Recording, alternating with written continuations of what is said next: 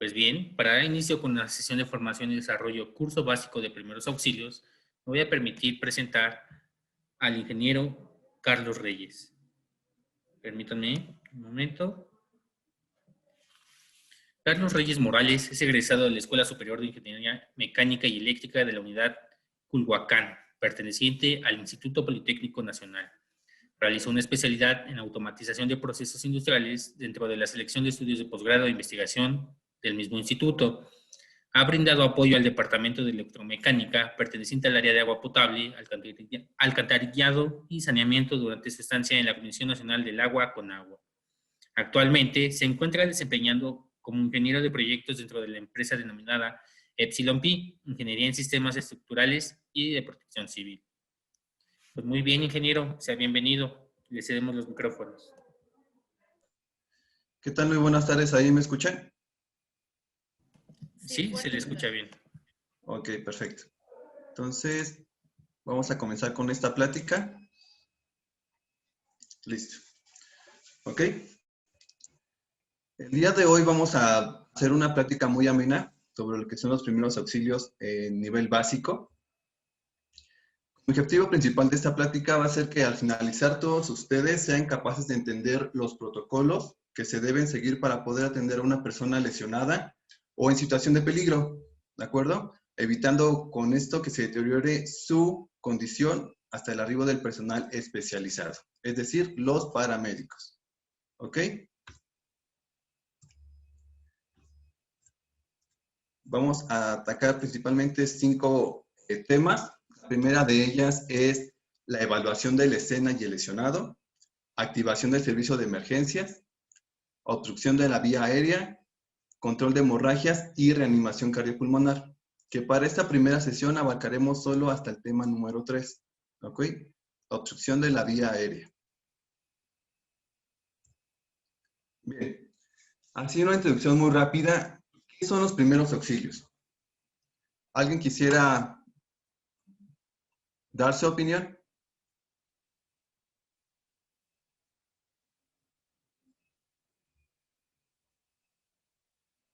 Si gustan, pueden colocar su comentario por medio del chat o bien abrir su micrófono. Adelante.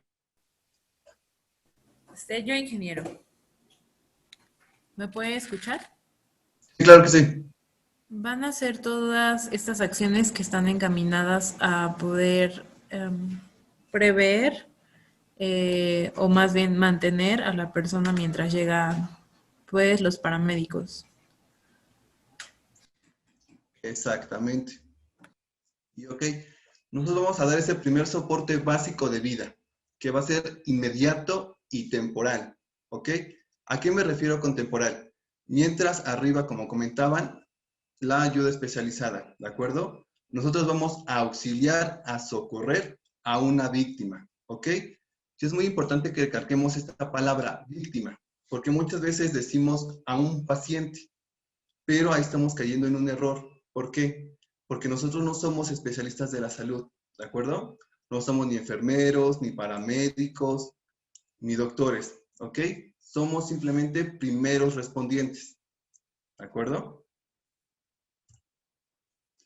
Ahora bien, como comentaba, nosotros como primeros respondientes vamos a ser los encargados en primera instancia de evaluar la escena, ¿ok?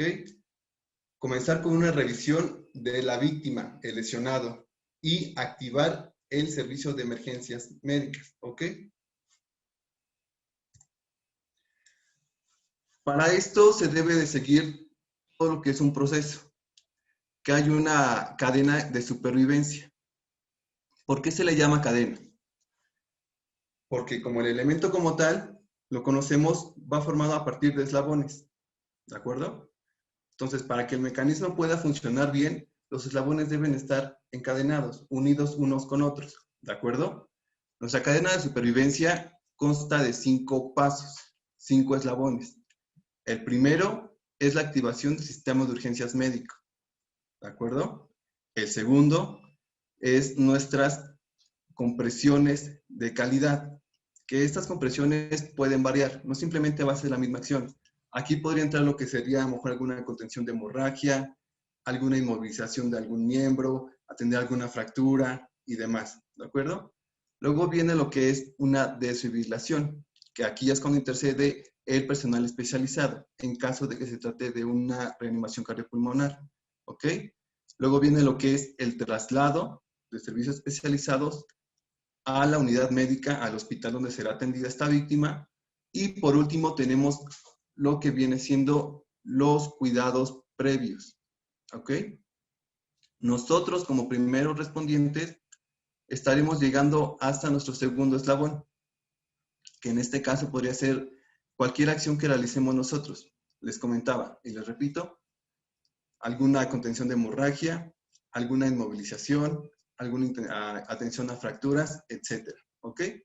Como primeros respondientes llegamos hasta el segundo eslabón, ¿de acuerdo?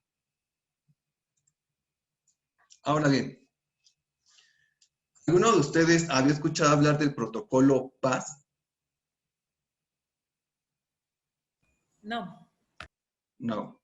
Ok. ¿Alguna idea de lo que pueda hacer el protocolo PAS? Estaba comentando.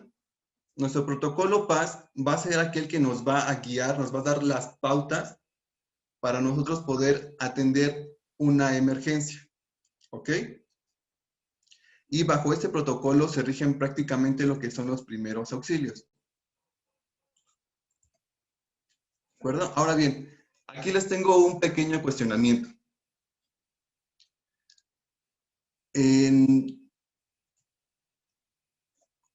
¿Qué diferencia encuentran ustedes entre una urgencia y una emergencia? Podemos hablar, no pasa nada. Estamos aquí para aprender. ¿Puedo participar? La emergencia podría ser algo que tiene que atenderse porque por medio está la vida, y la urgencia es algo que puede esperar un poco. Ok. Tenemos la idea. Bien, como lo comentaba aquí la compañera, una emergencia es aquella situación en la que la vida de la víctima está en peligro. ¿Ok? Por el contrario, una urgencia es aquella situación que de no atenderse podría derivar a una emergencia. No es como que tenga menor importancia, requiere obviamente tomar acciones, pero podemos llevar un control más ameno de la situación. ¿A qué me refiero con esto? Por ejemplo, alguna persona que tenga asma, por ejemplo. ¿Qué pasa con una persona que comienza con un ataque de asma? Necesita de su inhalador, ¿de acuerdo? Podría ser una emergencia, perdón, una urgencia sí, porque la persona comenzó con el ataque de asma, pero la persona trae su inhalador, ¿de acuerdo? Ahí puede ser que es una urgencia. Pero ¿qué pasa cuando la persona no lleva su inhalador y comienza con una crisis de asma? Ahí esta situación ya podría derivar a una emergencia. ¿Por qué? Porque la persona podría dejar de respirar, ¿de acuerdo? Bien, ahora dentro de lo que es el protocolo PAS, vemos que tenemos 3 palabras claves. La primera de ellas es proteger, avisa y socorre, ¿de acuerdo? ¿A quién voy a proteger en una situación de emergencia? A uno mismo. A uno mismo. ¿A quién más? A la víctima. A la víctima, exactamente. ¿Cómo me voy a proteger yo? Yo como primer respondiente, ¿cómo me voy a proteger? Evaluando la situación, el área. La escena, ¿ok? ¿Qué más? Usando guantes. Exactamente. Debemos de tocar a la víctima, al lesionado. Exactamente. Debemos usar nuestro equipo de protección personal, ¿de acuerdo? Que cuando mínimo tendría que ser guantes, cubrebocas y lentes de protección. ¿Ok? Aquí, como comentábamos, voy a protegerme tanto a mí como a la víctima. Una forma de protegernos a ambos, como bien comentaban, es observando, analizando la escena, ¿de acuerdo? Si la escena es segura para mí, entonces yo puedo actuar, ¿ok? Porque muchas veces por la adrenalina, la situación o simplemente el querer ayudar a la víctima, no vemos más allá en nuestro entorno, ¿de acuerdo? Entonces eso podría derivar en un accidente o agravar la situación en la cual ya no sería una víctima, sino que podríamos ser dos posibles víctimas, ¿de acuerdo? Entonces en esta parte de proteger, siempre tenemos que analizar la escena. ¿Por qué? Porque después de un accidente, tal vez el peligro puede persistir ahí. Y si nosotros no lo observamos, podemos derivar a otra víctima, lo que comentábamos, ¿ok? Otra cosa que entra en lo de la parte de proteger, necesitamos hacer seguro el lugar tanto para nosotros como la víctima y, si es necesario, para las personas que están alrededor. ¿Qué es lo que pasa normalmente cuando hay un accidente? En lo que llegan los paramédicos y demás, se empieza a hacer ahí un borlote de gente que lejos de querer ayudar simplemente está obstruyendo, ¿de acuerdo? Entonces, todo eso representa un riesgo, ¿ok? Tanto para la víctima como para nosotros. ¿Por qué? Porque a lo mejor las personas por la necesidad de que, por la intención de querer ayudar, puedan querer intervenir en el área, en la escena, en la situación, ¿de acuerdo? Entonces, todo eso involucra el hacer la escena más segura para nosotros y para la víctima, ¿ok? Otra situación que se puede presentar. Una vez que yo identifiqué qué fue lo que ocasionó el accidente y si es posible, yo puedo alejar ese peligro de la escena, lo hago. ¿A qué me refiero con esto? Supongamos que... Podría ser como cuando alguien se electrocuta. ¿Qué pasa ahí? Por ejemplo, si tenemos a alguien que está haciendo tierra y uno quiere intervenir, entonces ya seríamos dos personas como víctimas. Exactamente. ¿Qué podríamos hacer en esa situación? ¿Cómo yo podría alejar o cortar ese peligro? Con algún material aislante, tomándolo con algún material aislante. Un palo de madera. Ok. ¿Qué más se les podría ocurrir? También sé que si estás capacitado y puedes hacer una maniobra para que sea rápida la desconexión del cuerpo sobre lo que le está generando electrocutarse, puede ayudar. Ok, supongamos que Pero sea a lo mejor en nuestra casa, ¿no? Por ejemplo. Hay una acción que podemos hacer, sería simplemente cortar la corriente eléctrica. Bajar nuestras cuchillas. Sí hay correo institucional, pero porque yo lo he visto desde la página de internet, que es la que yo estoy manejando ahorita, pero no sé quién lo está manejando. Creo que alguien tiene abierto su micrófono. Es que estuviera usted con el nombre del médico que esté atento o a cargo del caso, para que si tenemos alguna duda, de manera inmediata nos estamos comunicando con él. Yo creo que también pongo algún teléfono que funcione de aquí, por si no estoy aquí, bueno, ya quieren hacer trabajo. Sí. ¿Tenemos algunas dudas aquí? Ok, procedemos. Ya pasamos la parte de proteger, ¿de acuerdo? Ahora viene la parte de lo que es avisar, alertar. ¿A quién voy a dar yo como primer respondiente aviso de una situación de emergencia? ¿A quién tendría que yo dar aviso? A emergencias. Exactamente. Ahora bien, ¿cómo voy a realizar esta activación del sistema de urgencias médicas? de una forma ordenada. Ordenada. Okay. Llamando al 911 inmediatamente según como se encuentra el paciente. Y si nosotros lo vemos que está muy delicado, por ejemplo, no, sin querer se cayó una barda, pasando se cayó una barda y él está abajo, nada más ver que esté consciente, preguntándole su nombre y decirle quiénes somos nosotros y dónde nos podremos comunicar, si tiene algún familiar, e inmediatamente las personas que están cerca de nosotros, pedirles que nos apoyen a llamar al 911 para la ambulancia. Ok, me parece bien. ¿Alguien más? ¿No? Bien. Como lo comentaban, se tiene que hacer de una manera ordenada, siguiendo una secuencia, ¿de acuerdo? ¿A qué me refiero con esto? al yo ser primer respondiente y activar el sistema de urgencias médico, ¿qué es lo primero que tengo que hacer una vez que me responde la llamada en el 911? Identificarme e identificar mi ubicación. Exacto, como primer paso sería identificarme, ¿de acuerdo?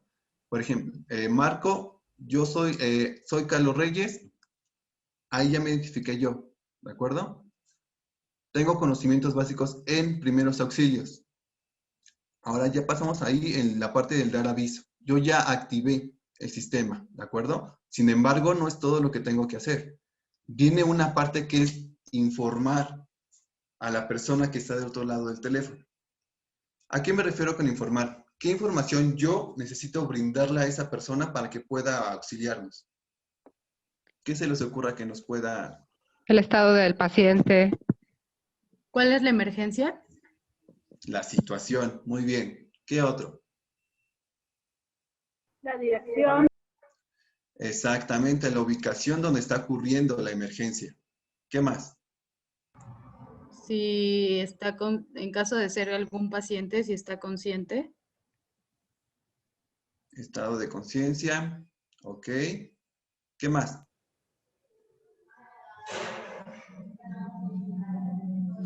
¿Qué Dar más se un les punto ocurre? de referencia, ¿no? A donde se encuentra. Exactamente. Los puntos de referencia es muy importante. Como comentaban, de primera instancia tengo que dar la dirección, la ubicación donde está ocurriendo esta emergencia, ¿de acuerdo? Tengo que dar por lo menos 3 referencias que le puedan ayudar a la otra persona a llegar más rápido al sitio de emergencia, ¿ok? Como bien comentaban, la situación de la emergencia, es decir, si la persona está inconsciente o inconsciente, si tiene hemorragias, tiene fracturas, etcétera, ¿ok? Luego viene una parte de comprobar. ¿A qué nos referimos con esta parte de comprobar? ¿Qué se les ocurre?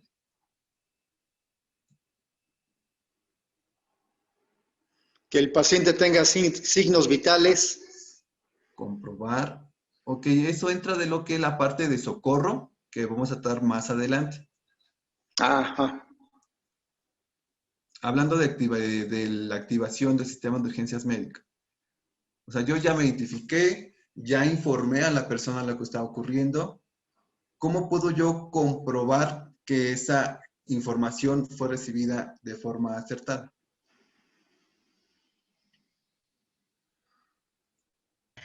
¿Tengo que pedir el nombre de la persona que recibió la información? Esa podría ser una. Otra forma podría ser que te repita la dirección. Tal vez a lo mejor no escuchó bien o entendió mal alguna palabra o algún número.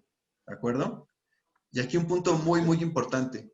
Siempre que nosotros llamemos a urgencias, siempre, siempre tenemos que ser la última persona en colgar. ¿Por qué creen que sea este punto importante? El ser la última persona en colgar la llamada. Porque fuimos los primeros en estar con el paciente, ¿no? Ok. Por un Pero, ¿qué tema de más? aclaración, ¿no?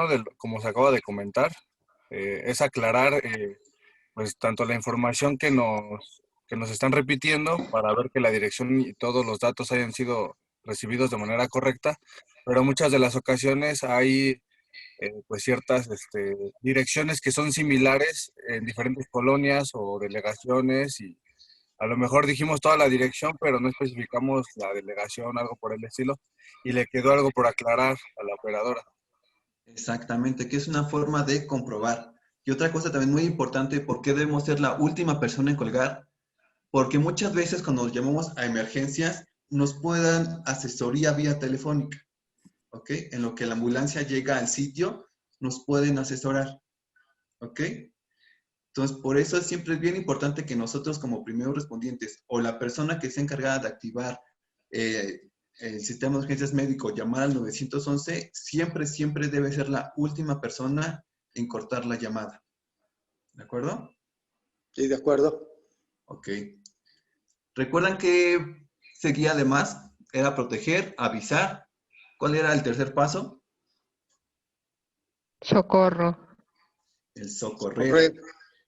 Exactamente. Esta parte de socorro es muy, muy importante. ¿Por qué? Tenemos que tener algo muy claro. Nosotros somos primeros respondientes, ¿ok? Nosotros no somos héroes ni pretendemos serlo, ¿ok? El yo socorrer a una víctima va a estar acorde a mis capacidades y a mis conocimientos, ¿ok? Si yo sé cómo hacer una maniobra, llámese contención de hemorragia, inmovilización y demás, y estoy seguro de que yo puedo hacerlo y sé cómo hacerlo, entonces procedo a actuar, ¿ok? Es válido, aquí quiero que lo tengan muy en cuenta, es válido decir, no sé, no me siento seguro o no puedo y no pasa nada, ¿ok? Tal vez busco la manera de ayudar, a lo mejor llamo a la ambulancia y demás, pero lo que sí no es válido, y quiero que lo tengan muy en cuenta, es decir, va, sí, yo sé, yo me aviento, yo comienzo y a media maniobra decir, ay, no, ya lo pensé bien y no, ya no, ¿ok? Porque estamos tratando con la vida de una persona, ¿de acuerdo? Entonces sí me gustaría que esa parte de no somos héroes se la llevaran muy clara. ¿Está bien? Ok. Está bien. Para esta parte de socorro, es bien importante que mantengamos nosotros la calma y si nuestra víctima está consciente, tranquilizar a la víctima, ¿ok? Como regla número 1 es nunca mover al accidentado. ¿Por qué creen que no debemos mover a la víctima en cuestión? Porque puede uno se lesionar lastima. más. Exactamente. Si yo no realizo una exploración primaria y secundaria y simplemente muevo a la víctima de la escena, puedo agravar la situación, ¿ok?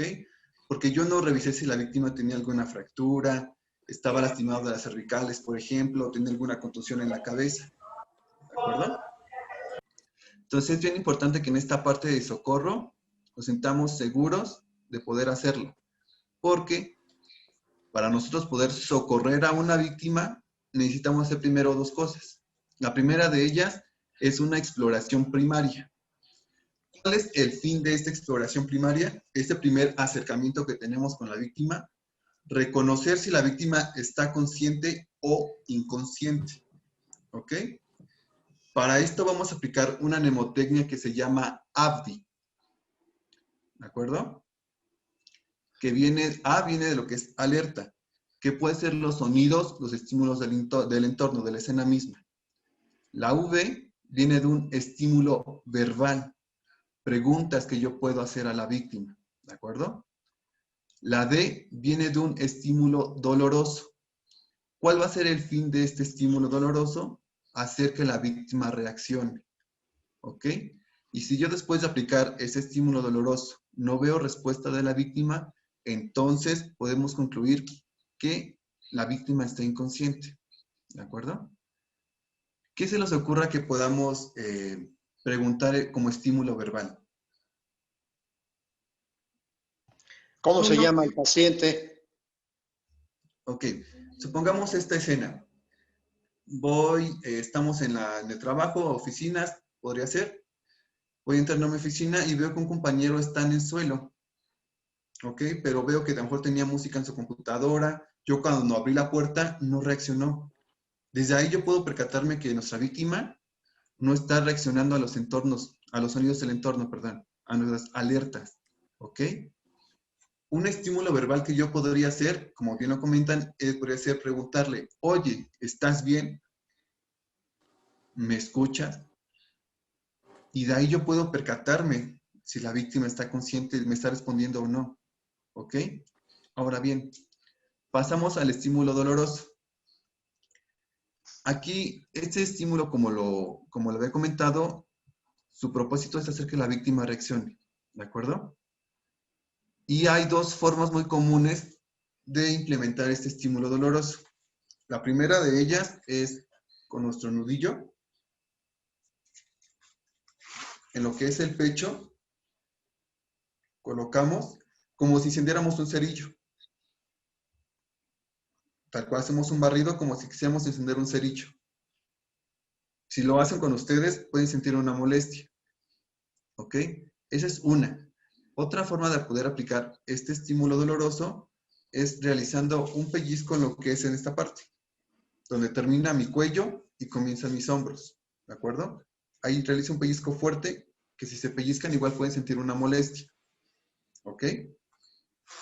Si yo después de aplicar este estímulo veo que no hay respuesta de la víctima, puedo concluir que la víctima está inconsciente. ¿De acuerdo? Este es en caso de que la víctima esté inconsciente. Pero, ¿qué pasa si nuestra víctima está consciente? ¿Cómo procederían ustedes ahí?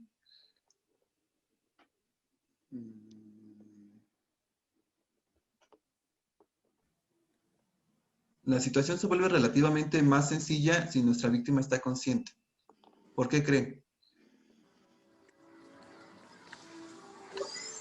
Incluso ella puede decir si requiere que llamemos a emergencias. ¿Ok? ¿Por qué? Porque nuestra víctima nos puede responder. ¿Ok? Nos puede decir si le duele algo, si necesita algún medicamento, si sufre de alguna enfermedad crónica, por ejemplo. ¿Ok? Entonces, la situación en la que ya sea que mi víctima esté consciente o reaccione después de haber aplicado el estímulo doloroso, aplicamos una segunda mnemotecnia, que es la mnemotecnia predanesma, ¿ok? Que viene de presentación, es decir, soy fulanito de tal, tengo conocimientos básicos en primeros auxilios, te puedo ayudar.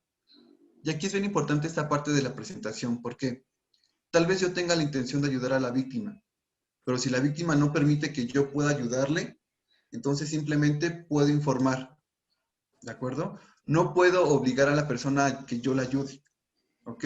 No puedo agravarla de esa manera. Por más que yo quiera ayudarla, si la persona dice no, es no, ¿de acuerdo? No podemos insistir. Ahora bien, una vez que yo me presenté, puedo preguntarle si le duele algún lugar en específico. A lo mejor me dice, es que iba subiendo las escaleras y me caí, o me caí de una silla, por ejemplo. Puede decir, me duele la rodilla, me duele la espalda y demás, ¿de acuerdo? Ahora bien, en caso de que tenga alguna enfermedad crónica, podemos preguntarle si esto es normal. ¿A qué me refiero con normal? Si estos episodios son parte de alguna enfermedad. ¿A qué me refiero con esto? A lo mejor los episodios de epilepsia, ¿de acuerdo? Otra cosa que yo puedo preguntarle sería su edad. Cuestiones de salud anterior, si esto le ha pasado anteriormente o si le sucede. Como les comentaba, otra parte muy importante es preguntar si necesita algún medicamento en especial. A lo mejor es una persona que tiene un tratamiento médico, ¿de acuerdo? Y muy importante, alergias, ¿ok? Aquí otro punto muy importante es que nosotros no podemos suministrar medicamento a ninguna víctima, ¿de acuerdo? De hecho, en nuestros botiquines, en nuestros centros de trabajo y demás, están prohibidos los medicamentos. A no ser, como se supone aquí, haya una prescripción médica, ¿ok? Que un médico avale, mediante su prescripción, que la persona necesita de cierto medicamento. Solo por ese motivo, por esa razón, podríamos tener nosotros medicamentos en nuestro botiquín de primeros auxilios, ¿ok? Ahora bien, aunado a esto, si una persona está consciente, también debemos ubicarla haciéndole preguntas espacio-tiempo. ¿A qué me refiero con esto? ¿Qué se les ocurre que podría ser esto de espacio-tiempo? Pues para que dé tiempo de que llegue pues la ambulancia o un médico.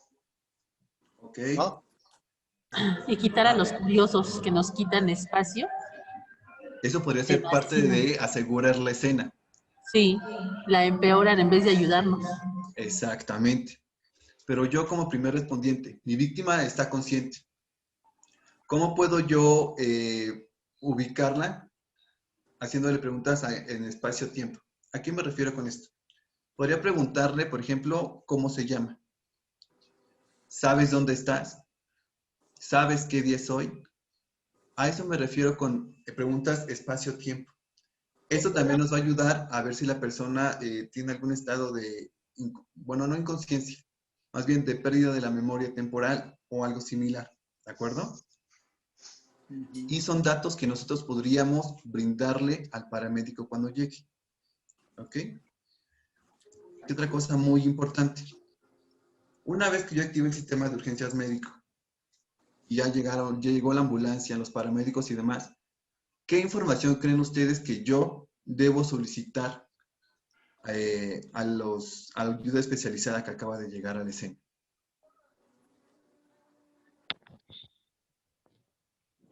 ¿El lugar a donde lo van a trasladar?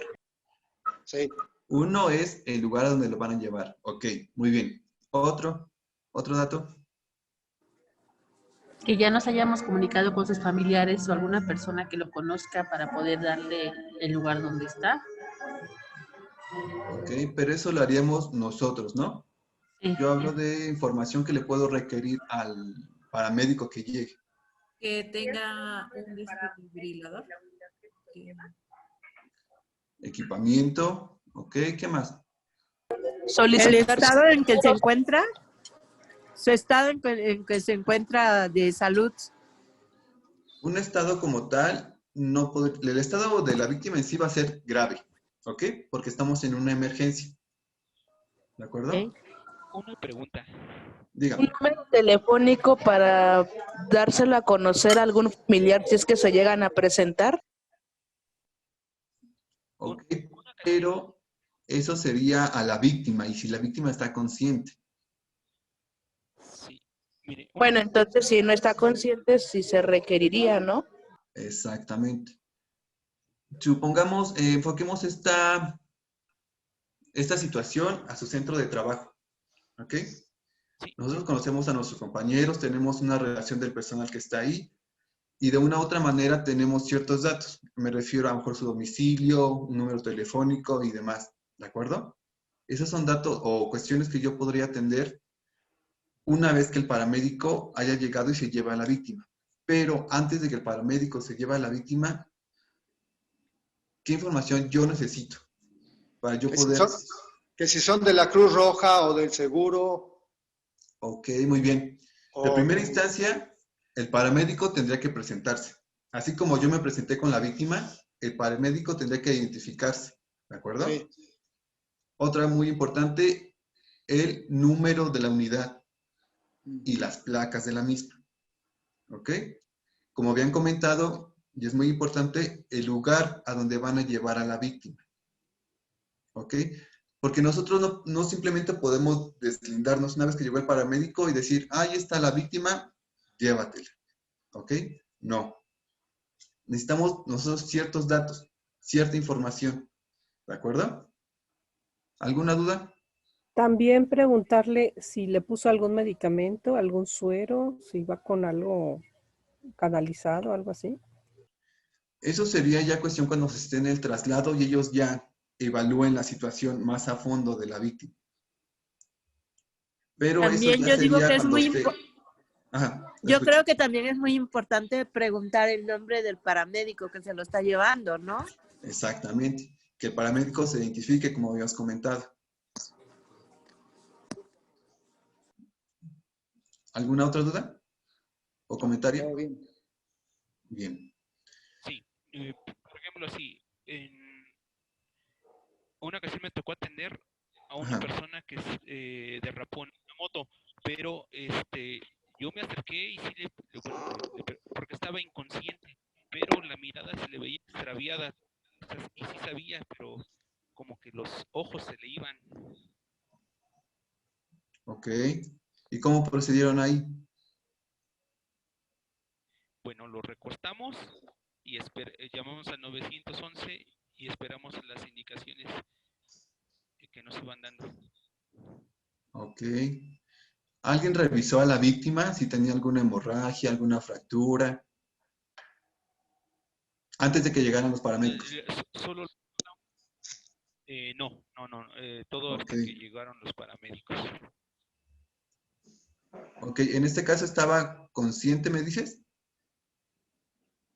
Consciente, pero sí, era consciente, pero cuando se quitó el casco y los ojos se veía con la mirada extraviada y como que los ojos se le iban. Ok.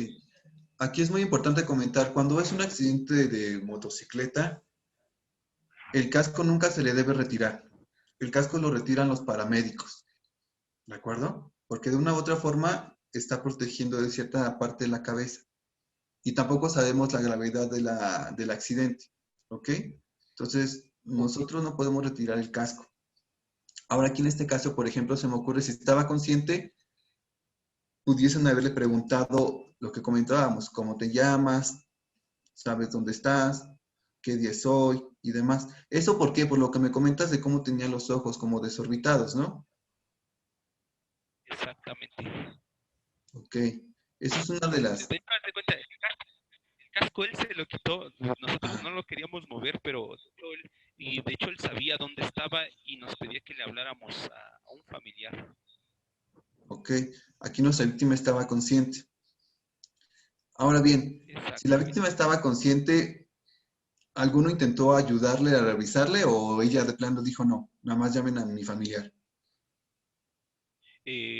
Solo pedía que se le hablara a su familiar, pero nosotros, viendo la situación, hablamos con el familiar, pero ya habíamos hablado al 911. Ok, de primera instancia. E hicieron muy bien. Porque ¿qué hubiese pasado si ustedes hubiesen querido auxiliar a la persona y la persona estaba realmente a que no? ¿Qué hubieran hecho en esa situación? Bueno, nosotros que estábamos ahí presentes nos dio como miedo e incertidumbre porque pues no sabíamos exactamente qué hacer. Entonces lo primero que hicimos fue hablarle al 911 y ya después a su familiar, independientemente de que él no lo aprobara o no. Ok. Y ahí me parece que actuaron bien. ¿Por qué? Si lo que comentaba, si yo no estoy seguro de qué hacer y además la víctima tampoco se deja ayudar, simplemente llamo al 911. Lo que sí puedo hacer es esperar a que arriben la ayuda. ¿Por qué? Porque van a preguntar quién marcó. ¿Ok? ¿Quién marcó al 911?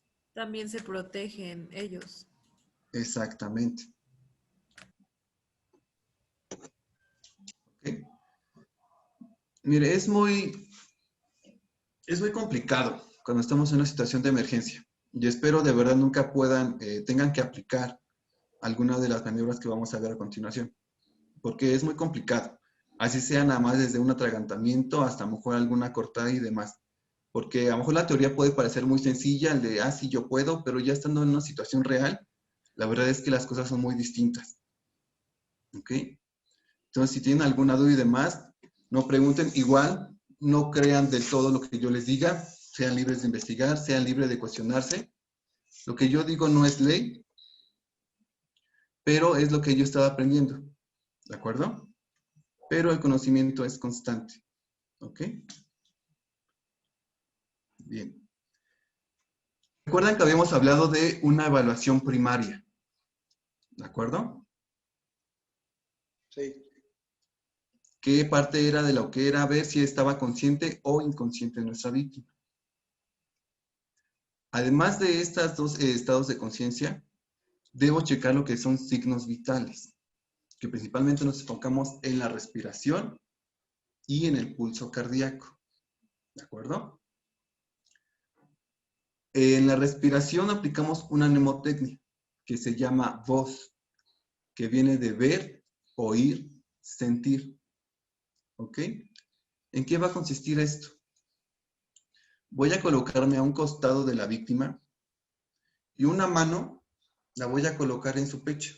Simplemente la voy a colocar, no me voy a recargar en el pecho de la víctima. ¿De acuerdo? Con la otra mano voy a anclarme al suelo de apoyo. Voy a acercar mi oído a lo que es su nariz y boca. Y voy a poder ver si hay o no movimiento en el pecho. Voy a oír si la víctima está respirando o no. E instintivamente voy a sentir ese movimiento en el pecho. ¿De acuerdo? Sí. Esto aplica para la respiración. Ahora aquí les hago una preguntita. ¿Cuánto tiempo creen que nosotros debamos revisar la respiración?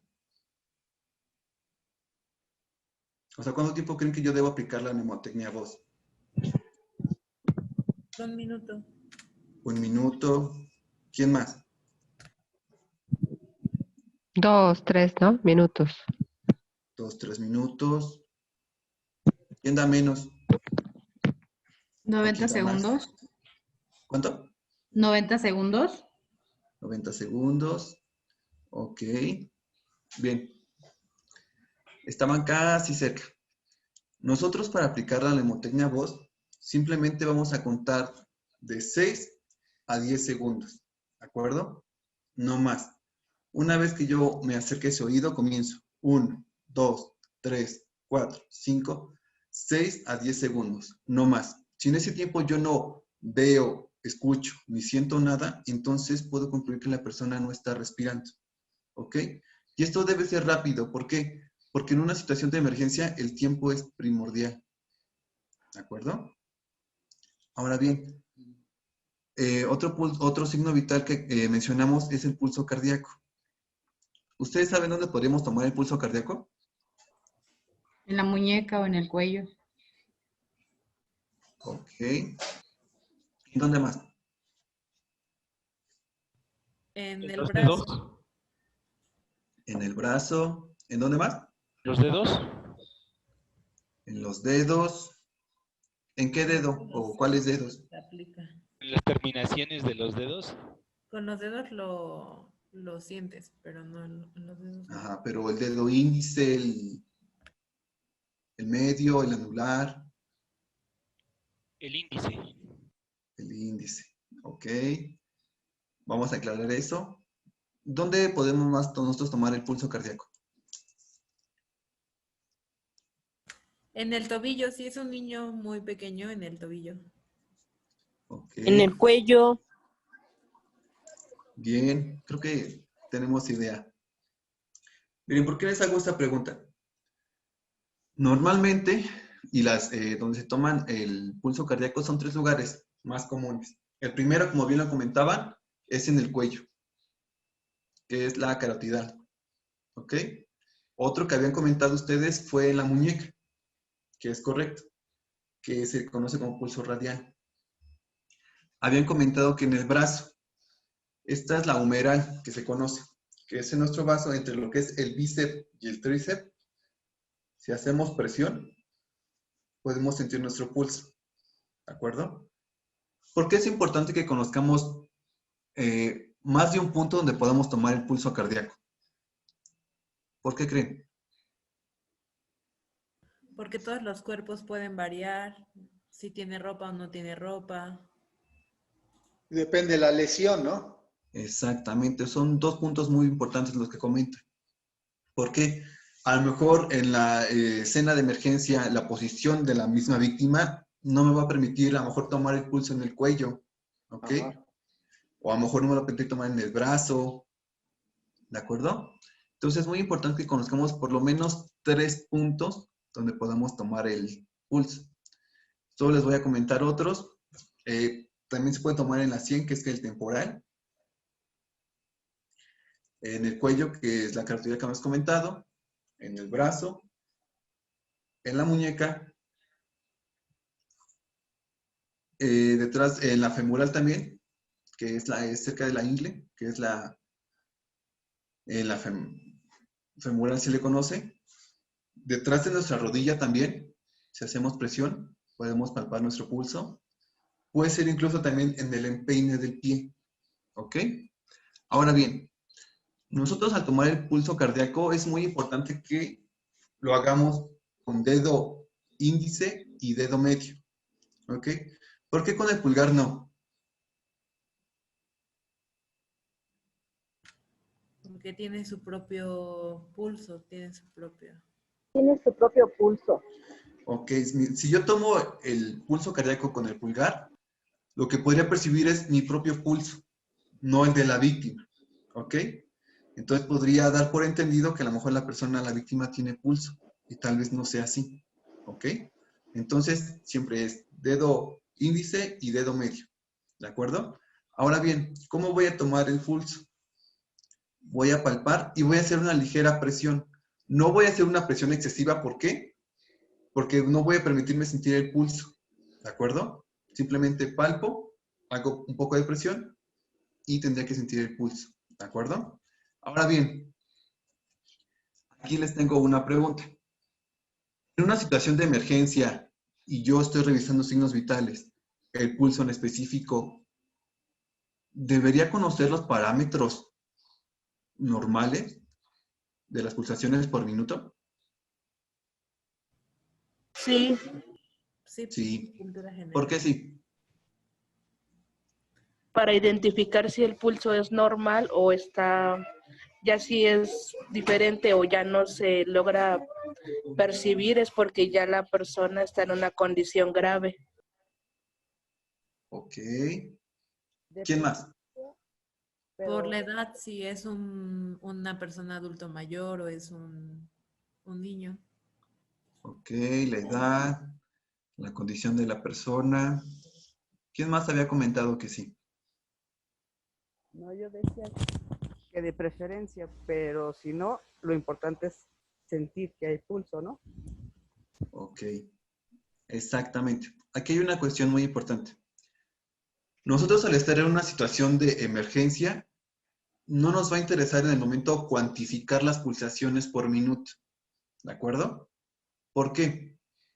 Si la víctima tiene pulso, eso me indica que esa víctima tiene vida y puede preservar esa vida. ¿De acuerdo? Entonces, en el momento no me va a interesar cuantificar las pulsaciones por minuto. Lo que sí puedo notar y darles información al paramédico es si el pulso es bajo, acelerado, si es arrítmico, si es muy lento. Eso sí lo puedo notar, ¿ok?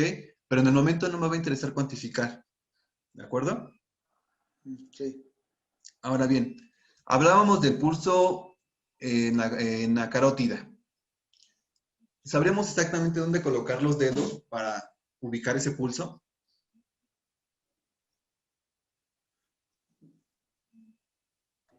No, pero lo vamos buscando con los dedos. Donde empieza, lo sentimos, pues ahí nos quedamos. Ok. Es válido. Y prácticamente sería la mitad del cuello, ¿no? Exactamente. Podremos ubicarlo de dos maneras. La primera es, como comentaban, en el cuello ubicamos lo que es la denominada manzana de Adán que conocemos normalmente. La ubicamos y palpamos. Bueno, más bien dicho, nos utilizamos hacia un costado, ya sea izquierdo o derecho. ¿Ok? Esa es una forma. Otra forma en la que podemos encontrarlo es ubicando el lóbulo de la oreja, más o menos 4 dedos hacia abajo, y ahí tendríamos que estar tocando o sintiendo el pulso. ¿Ok? Ahora bien, hablábamos también del pulso radial. No, ya les di la respuesta. ¿Cómo ubicaremos nosotros o cómo sabremos si estamos tomando bien el pulso radial de una víctima? Porque habían dicho que la muñeca, pero... O sea, ¿pero qué parte? A la altura del dedo gordo, abajo de la muñeca. Exactamente. Para tomar este tipo de pulso, o en esta ubicación, nosotros tenemos que ubicar la palma de la víctima. Ubicamos, como bien comentaban, esta almohadilla que se nos forma aquí del dedo pulgar y es inmediatamente abajo. Si yo palpo ahí, tendré que estar sintiendo el pulso de la persona. ¿Ok? Casi en la mera articulación, ¿no? Un poquito más abajo de la articulación. Sí. ¿Ok? Ahora bien, otro pulso que podría tomarse, pero que normalmente se aplica para lo que son principalmente menores, ya sean lactantes o niños, es el pulso apical, que es ya directamente donde se ubica nuestro corazón, que es en la tetilla izquierda. Podemos igual con los dedos palpar, presionar y sentir directamente el pulso. Esto se puede hacer con los dedos o con un estetoscopio. ¿Ok? Que es lo que nos hacen cuando vamos normalmente al médico. ¿Ok? ¿Alguna duda hasta aquí? Todo bien, todo bien. Okay. No, vamos bien. Perfecto. Si tienen alguna duda o comentario, no duden en comentarla, por favor. Ahora bien, ya terminamos una primera exploración, primer acercamiento con la víctima, ¿de acuerdo? ¿Cuál fue el fin de este primer acercamiento con la víctima? Así, recapitulando rápido. Uno era ver si estaba consciente o inconsciente, ¿de acuerdo? Y el otro que acabamos de ver, ¿cuál era? Prácticamente saber si tiene vida. Exactamente, signos vitales. Bien, aunado a esto, tenemos que hacer un segundo acercamiento, una segunda exploración. ¿Qué es lo que vamos a explorar? Uno es la cabeza, El lugar. el cuello, las partes del cuerpo exactamente, el tórax, el abdomen y las extremidades. ¿Con qué fin es esta segunda exploración, este segundo acercamiento? Con el fin de buscar contusiones, heridas, hemorragias o fracturas. Ahora bien, existen dos tipos de exploraciones. La primera de ellas, para eso necesitamos nuestros guantes, es aquí muy importante la importancia de los guantes. Yo con mis guantes puestos y sin mover a la víctima, voy a comenzar a palpar con las yemas de mis dedos todo lo que es su frente, su cabeza, el cuero cabelludo, la nuca, el cuello, el pecho y el abdomen. ¿Ok? ¿Con el fin de qué? De encontrar a lo mejor alguna hemorragia, si tuvo un golpe en la cabeza, alguna contusión. De aquí la importancia que el color de mis guantes sea de un color claro. ¿Por qué hay guantes de hecho color negro? Hay guantes de látex o de nylon. ¿Ok? Pero ¿qué pasa si a lo mejor mi guante es negro, supongamos? Y yo por la premura o por la adrenalina de estar en la situación quiero ayudar, no me percato que mis guantes se mancharon de sangre. Entonces a lo mejor yo no me percaté que esa víctima tenía alguna hemorragia. ¿Y qué pasaría si yo comenzara, por ejemplo, con unas compresiones de RCP? Pues ¿Qué pasaría con esa víctima? va a perder sangre. Exactamente. Sería peor la hemorragia. Agravaría la emergencia todavía. ¿Ok? De aquí es muy importante hacer ese tipo de exploraciones antes de realizar cualquier acción. ¿Ok? Como comentaba, esa es una, con la yema de los dedos. Existe otro tipo de exploración que se llama tipo tubular, que esta principalmente se aplica para lo que son extremidades, tanto inferiores como superiores. ¿Y en qué consiste esto? Con mis dos manos, tal cual como si abrazara un tubo, y sin mover a la víctima, yo voy a ir palpando, ¿de acuerdo? Sus brazos y sus piernas, con el mismo fin de ver si a lo mejor tiene alguna hemorragia, alguna fractura, ¿de acuerdo? De acuerdo. Ahora bien, antes que continuemos con esta parte. ¿Qué pasa si yo al hacer la exploración me percato que tiene una hemorragia, pero ya revisé signos vitales y tampoco está respirando y tampoco tiene pulso? ¿Cómo procederíamos ahí?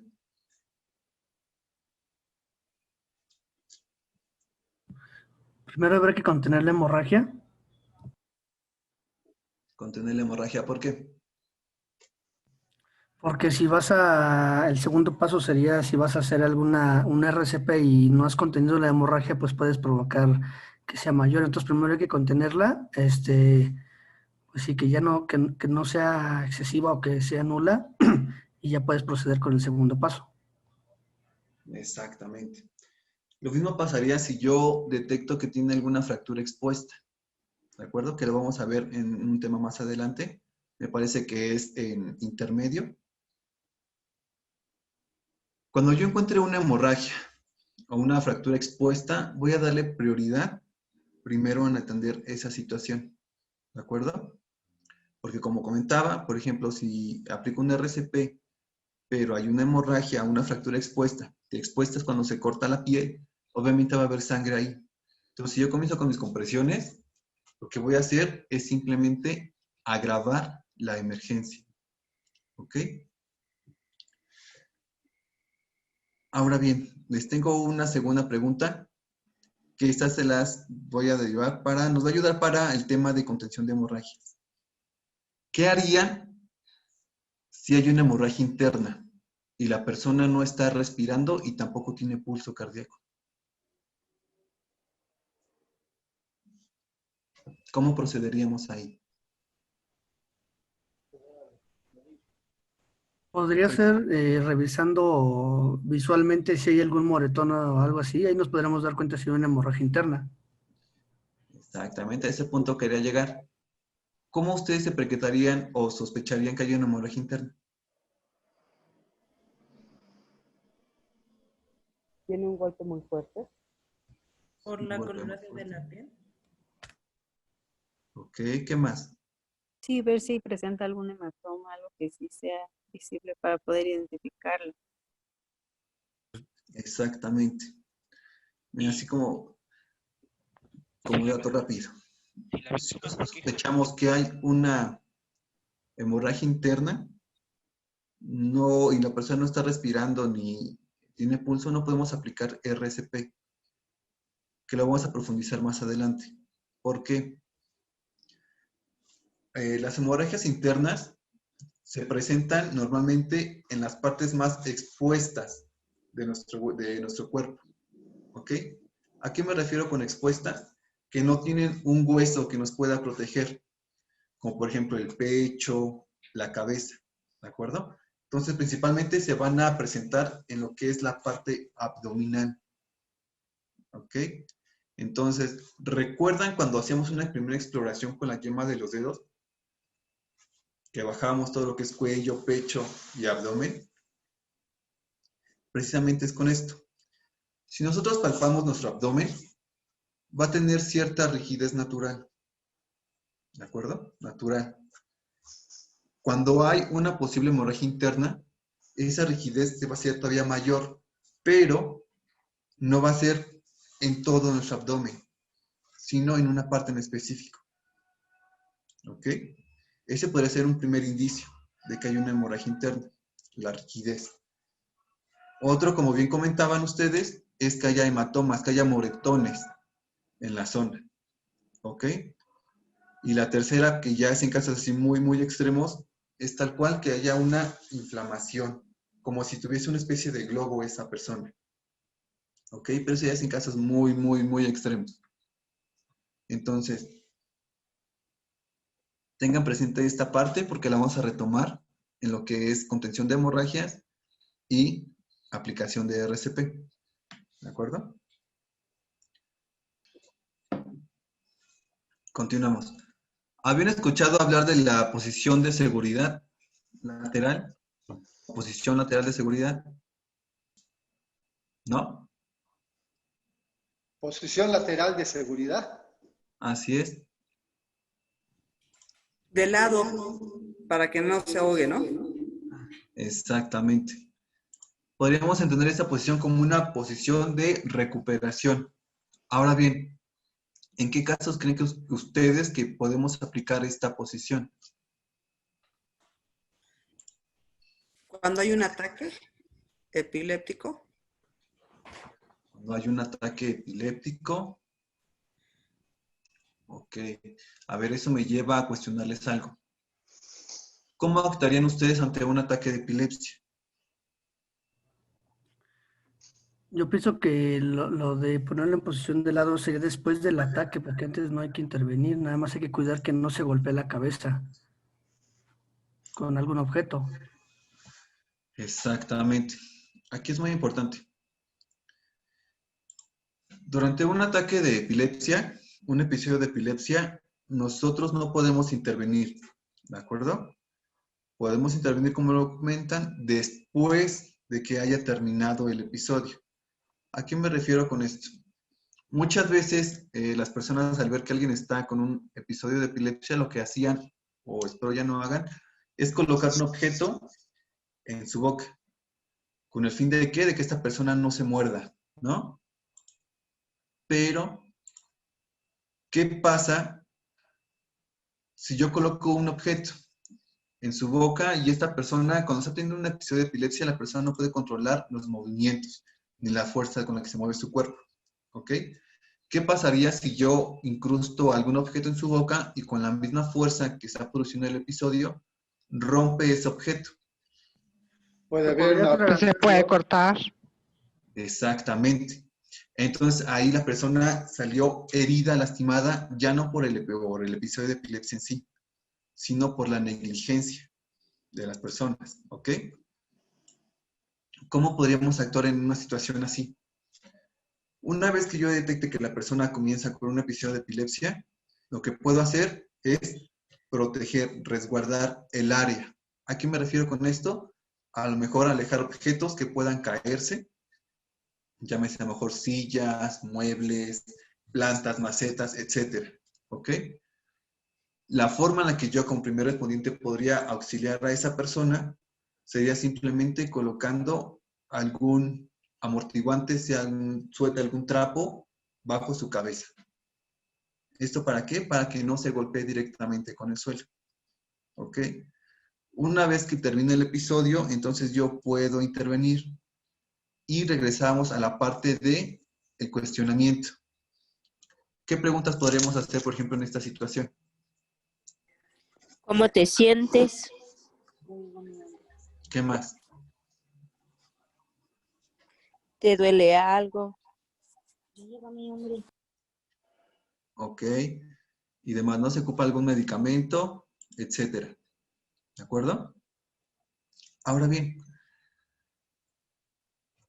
cuando nuestra víctima, por ejemplo, aplicamos nuestro estímulo doloroso y reacciona, podremos aplicar esta posición de recuperación. ¿Cuál es el objeto de esta posición de recuperación? De recuperación y espera. El fin de esto es, como lo comentaban, evitar que la persona pueda ahogarse. ¿Con qué puede ahogarse? A lo mejor con su propio vómito. ¿Por qué? Porque yo no sé cómo pueda reaccionar la persona. Si mi víctima estaba inconsciente y reaccionó después de que yo aplicara el estímulo doloroso, a lo mejor la reacción de la víctima y por reflejo puede ser que vomite. ¿Ok? ¿Y qué pasa si la víctima está boca arriba y recostada totalmente en el suelo? Y comienza a vomitar. Ponerlo de lado. Exactamente. ¿Por qué? Porque se puede ahogar con su propio vómito. ¿Ok? Entonces, para esto ocupamos esta posición de seguridad y espera. Me voy a posicionar a un costado de la víctima. Voy a tomar lo que es su brazo más cercano a mí. Lo voy a colocar en un ángulo de 90 grados. El brazo más lejano a mí lo voy a colocar sobre su pecho con el dorso de la mano, viendo hacia arriba. ¿De acuerdo? Voy a tomar su pierna más lejana a mí y voy a flexionarla. ¿Hasta qué punto? Hasta que la planta del pie esté tocando totalmente el suelo. ¿De acuerdo? Y en un solo movimiento, cuidando su cabeza, voy a girarla hacia mí. ¿De acuerdo? Después de que esté de costado, voy a posicionar la mano que había colocado en el pecho sobre su mejilla. ¿Ok? Ahora, ¿por qué digo que esta es de espera? Una posición de seguridad y espera. ¿Por qué creo que sea de espera? Pues en lo que recibe atención especializada, ¿no? Exactamente, en lo que llegan los paramédicos. ¿De acuerdo? ¿Qué podría hacer yo mientras llegan los paramédicos? ¿Qué podría hacer yo por la víctima en lo que llegan los paramédicos? Observarlo, ver qué reacción tiene, ¿no? Exactamente. ¿Qué reacciones podría tener? Pues volver a convulsionar, ¿no? Exactamente, o dependiendo obviamente de la situación de emergencia. ¿Ok? También revisar como su respiración, ¿no? Es importante como llevar el monitoreo de si está respirando. Y Carlos, aquí yo tengo una duda. En Claro. algún momento una persona que tiene epilepsia me comentó que le sirve mucho que la acuesten durante una crisis. Bueno, ahorita acabas de mencionar que lo mejor es no tocarles, pero ella me mencionaba que a ella le sugirieron que la acostaran del lado izquierdo en caso de vomitar para no ahogarse. Entonces es como ella nos pidió que en algún momento le apoyáramos. ¿Qué tan conveniente es esto? Sí es cierto que cuando las acuestan del lado izquierdo hay menos riesgo. Nos comentó algo del estómago, ¿no? De que del lado izquierdo es como menos probable que se vayan a ahogar. No es tanto que se vayan a ahogar, sino que existen menos probabilidades de que vomiten, sí. Porque de hecho, por la misma posición que tenemos o la forma que tiene nuestro estómago, si nos posicionamos o nos recostamos del lado izquierdo, de hecho, igual podríamos ayudar nosotros, sin ser víctima, a que haya menos acidez o reflujo por las noches. Esto es, ¿por qué? Por la misma posición del estómago.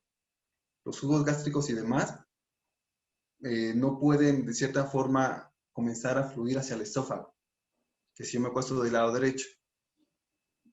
¿Ok? Ok, gracias, Carlos. Sí. Ahora bien, aquí un cuestionamiento. Supongamos que mi víctima reaccionó, pero yo veo que le está costando trabajo respirar. ¿Cómo podríamos apoyarla, ayudar a esa víctima?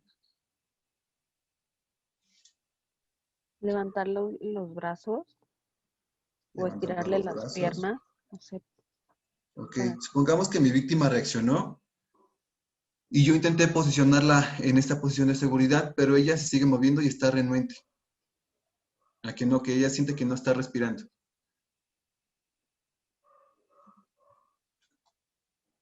Levantarle la cara, extenderle el cuello.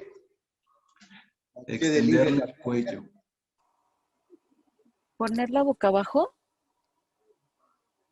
Ponerla boca abajo, no.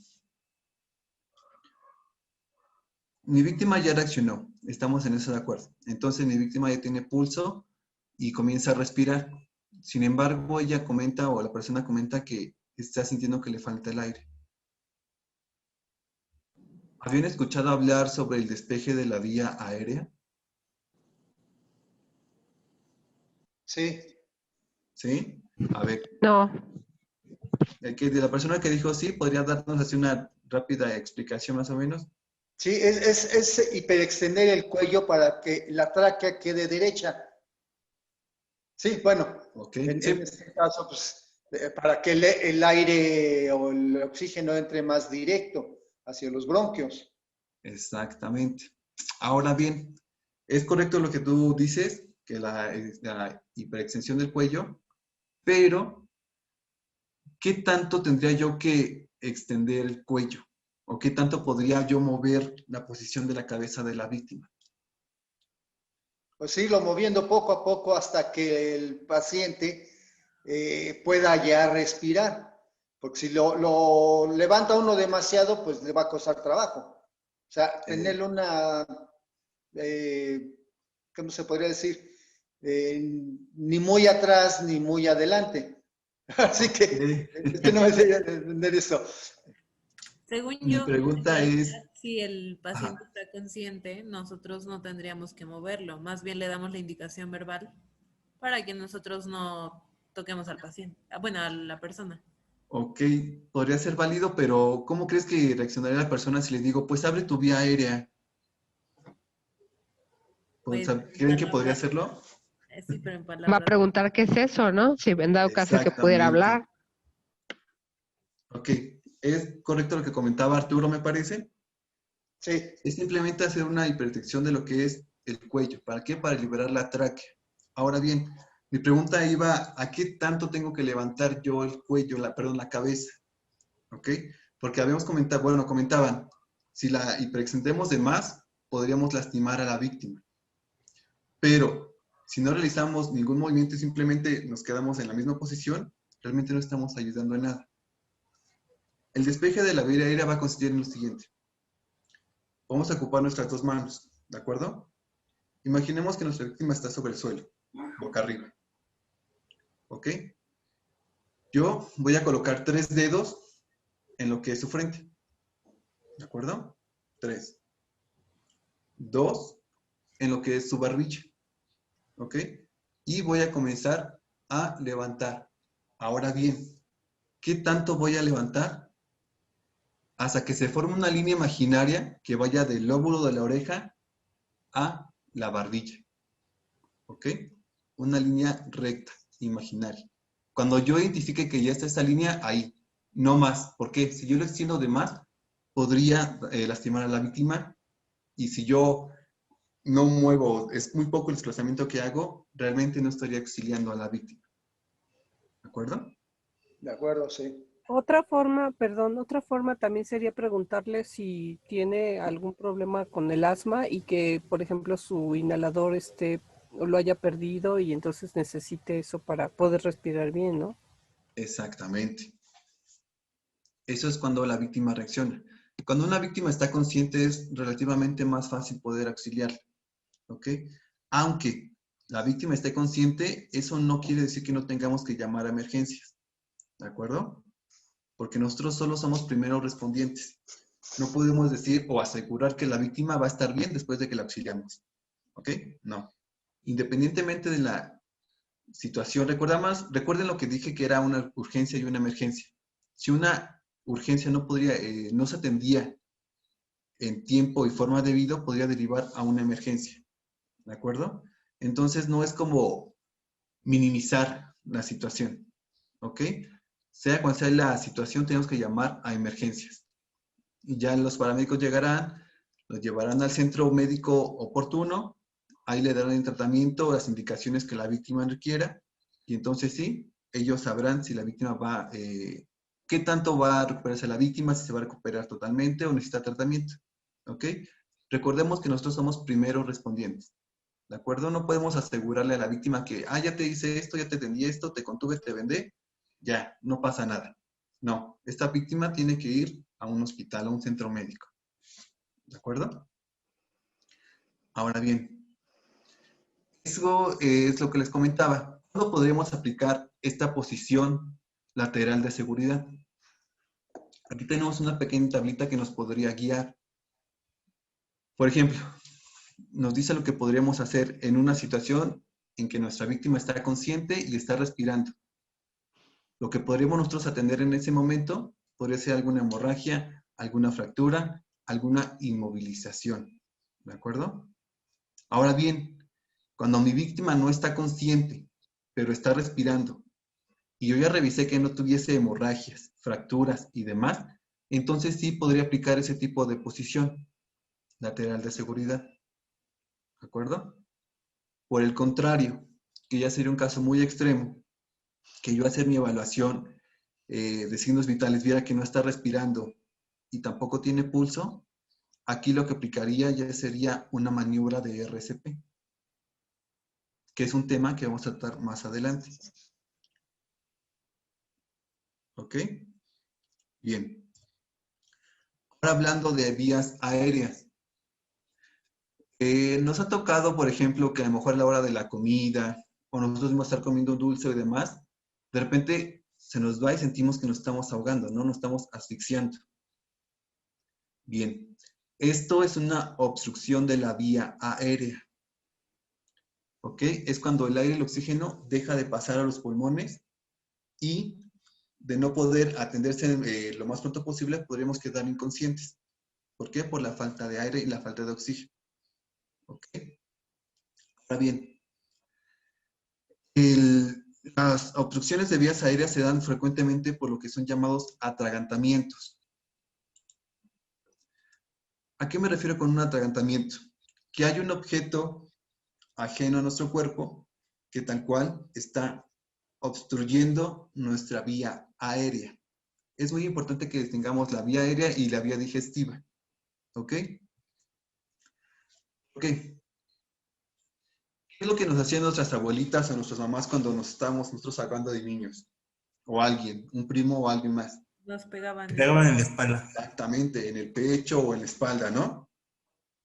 Pero, repito, lo que está obstruido aquí es mi vía aérea, no mi vía digestiva. Entonces, si yo comienzo a golpear el pecho o la espalda, lo que puedo provocar es que el objeto baje todavía más. Entonces, estoy agravando una urgencia y puede derivar a una emergencia. ¿Ok? Ahora bien, hay dos tipos de atragantamientos. Los que son atragantamientos parciales y totales. ¿Cómo se distingue uno de otro? En un parcial, todavía está entrando aire y oxígeno a los pulmones. ¿Ok? Y por el contrario, el total es una obstrucción totalmente de la vía aérea, es decir, ya no está pasando aire ni oxígeno. Bien. La señal universal del atragantamiento es que nos llevemos las manos al cuello. ¿Ok?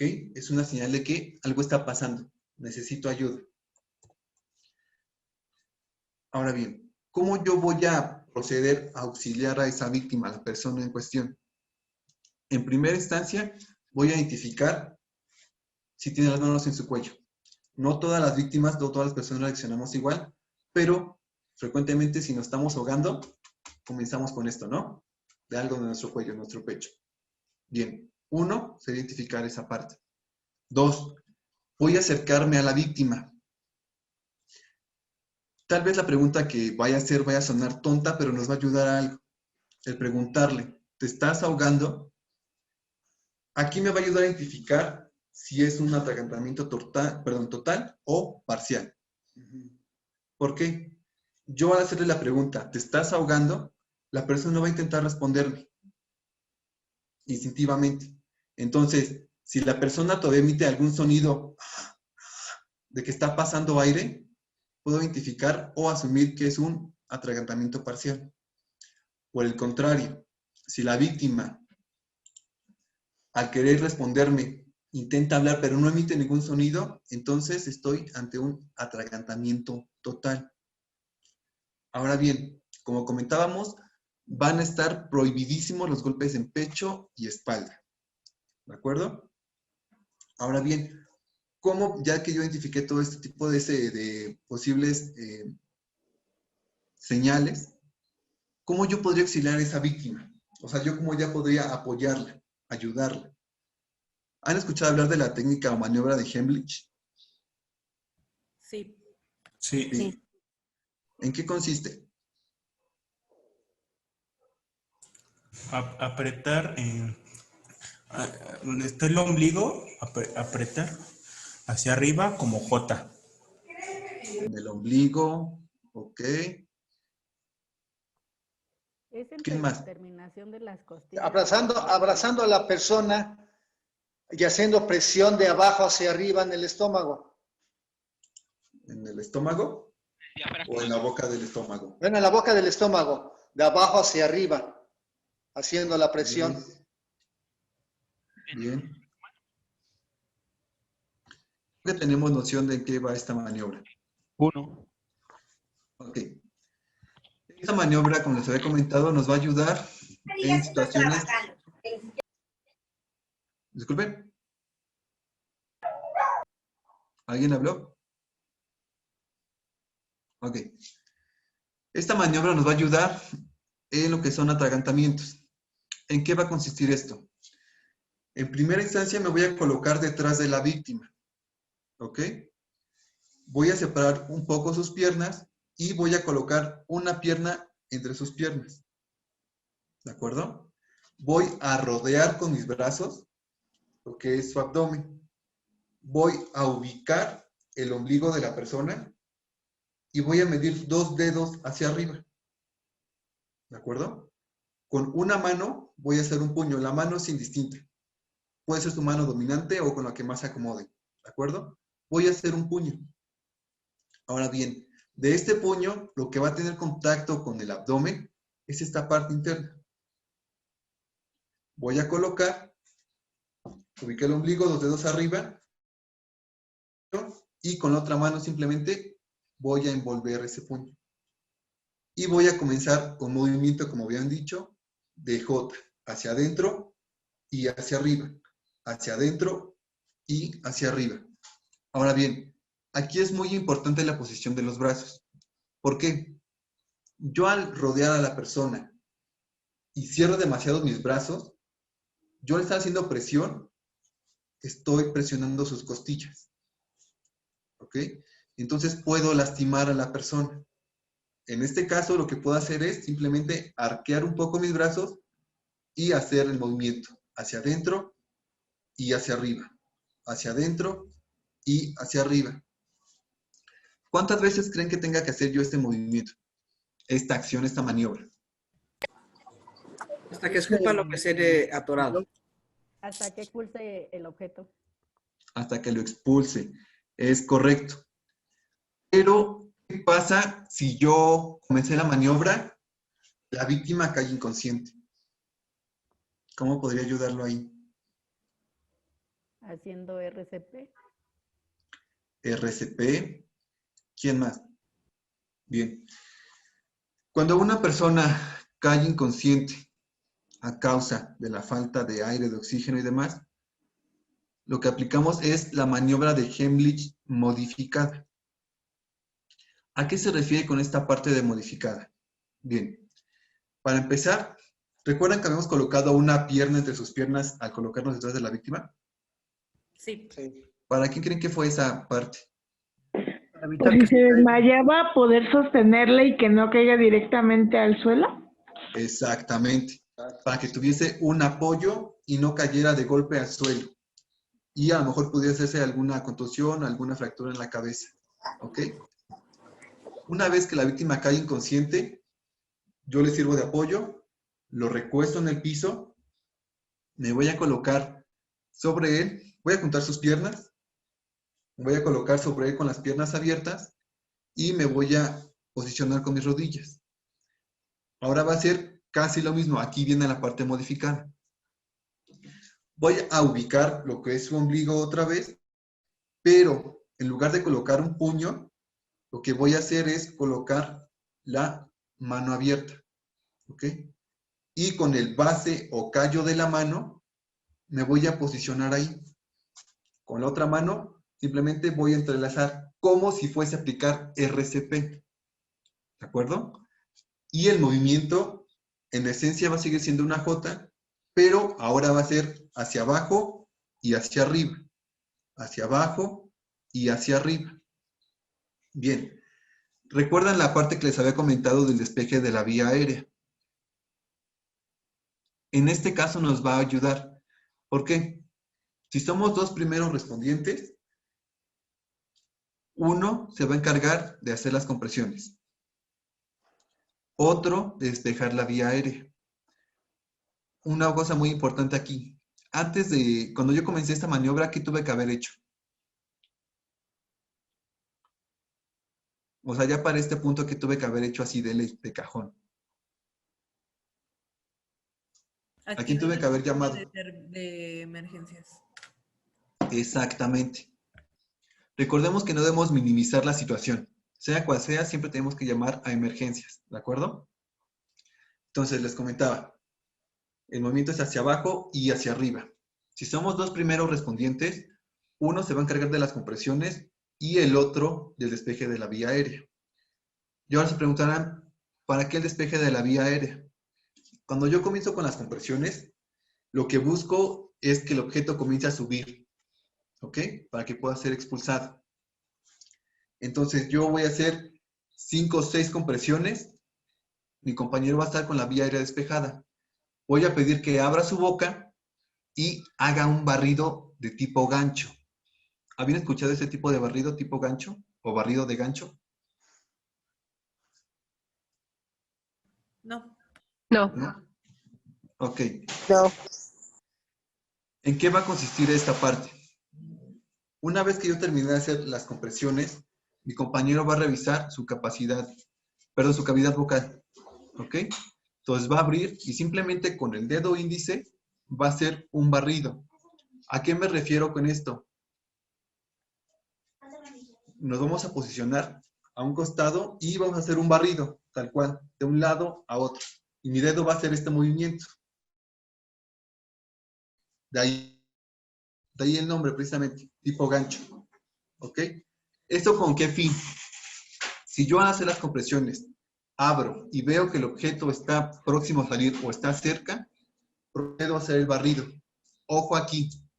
Si yo hago el barrido y mi dedo no alcanza a tocar el objeto, no voy a introducir más mi mano. ¿Por qué? Porque puedo hacer que el objeto vuelva a bajar. ¿De acuerdo? Entonces simplemente veo, intento, no se pudo, hago otras 6 compresiones, abro, intento, no se pudo, otra vez, abro y ya salió. ¿Ok?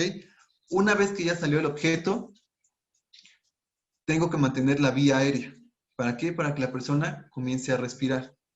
¿Ok? Si después de esto la persona toma conciencia otra vez, ¿qué procedería a hacer? ¿Qué procederíamos aquí? Preguntarle cómo se siente. ¿Ok? La ¿Qué más? pose de recuperación. Exactamente.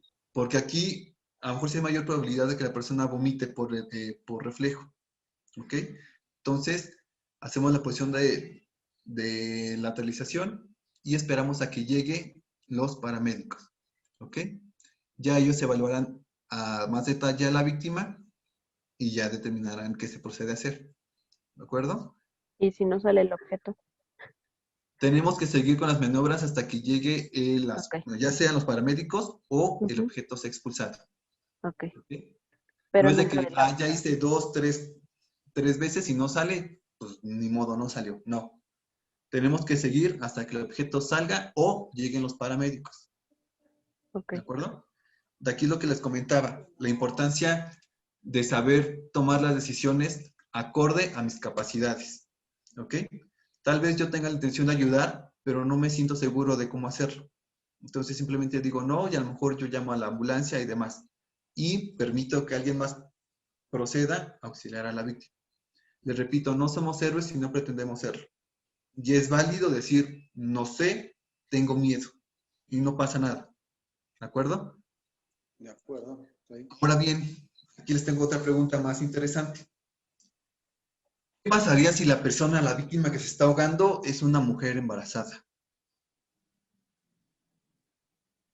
Ahí cómo aplicaremos la maniobra, porque ya no podríamos hacerla en el abdomen, porque pues ahí hay un bebé, pero la mujer se está ahogando. Sería arriba de la panza.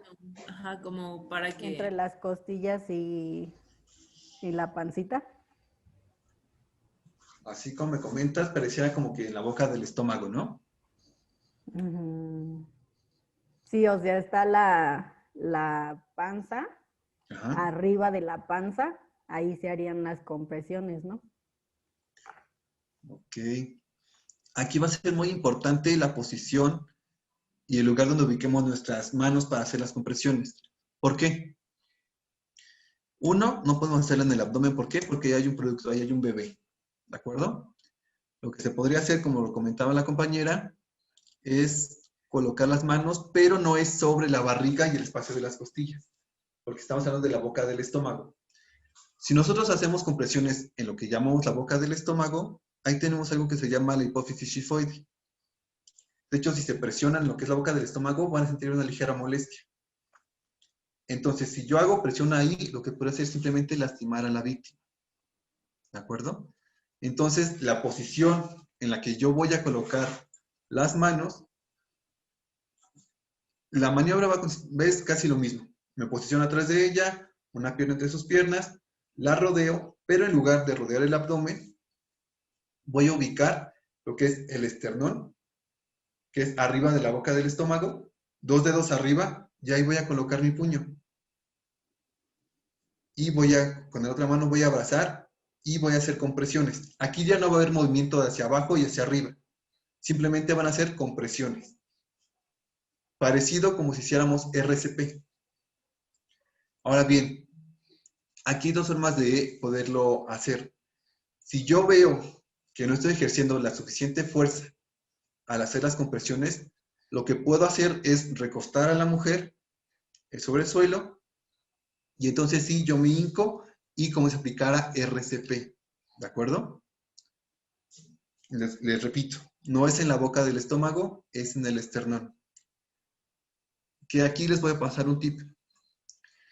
Una de las formas para saber dónde colocar las manos, ya sea en ese tipo de maniobras en casos especiales o para RCP, va a ser trazar 2 líneas. Una vertical al centro del pecho y otra horizontal que vaya de pezón a pezón. ¿De acuerdo? Justo donde se intersecten esas 2 líneas, ahí voy a colocar mi mano. Ahora bien, aquí la posición de las manos va a pasar igual, va a cambiar. ¿Por qué? Ya no va a ser con mi puño, sino va a ser con la base o callo de la mano. Tal cual, coloco entrelazo y comienzo, como si aplicara RCP. Y voy a proceder a hacer lo mismo. 6 compresiones, checo la cavidad bucal, si el objeto comienza a salir, algún barrido de gancho, no lo alcanzo, continúo compresiones, vuelvo a revisar, no sale, continúo hasta que el objeto salga, ¿de acuerdo? O en su defecto, habíamos comentado, lleguen los paramédicos, ¿de acuerdo? Esto podría aplicar no solamente para personas embarazadas, sino también para personas con sobrepeso, ¿ok? Que a lo mejor yo, al intentar rodear a la persona, mis brazos no me dan por la corpulencia misma de la persona. Entonces podría aplicar esa técnica de Heimlich modificada para casos especiales. Ahora bien, ¿qué pasa si la víctima es una persona con discapacidad motriz, movilidad? O sea, tiene poca movilidad. A lo mejor una persona que está en silla de ruedas, pero estaba comiendo y se le atoró el bocado. Y yo me percato que se comienza a ahogar, se está atragantando. ¿Cómo procederíamos ahí?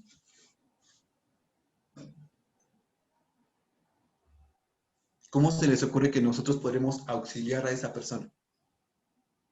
Sería tratando de acostarla en el piso y hacerle la maniobra o la presión con el puño cerrado, igual. Ok, pero ¿qué pasa si, por ejemplo, es una persona que usa silla de ruedas y yo al intentar quitarla de la silla, bajarla de la silla, veo que no tengo la fuerza suficiente para poder recostarla?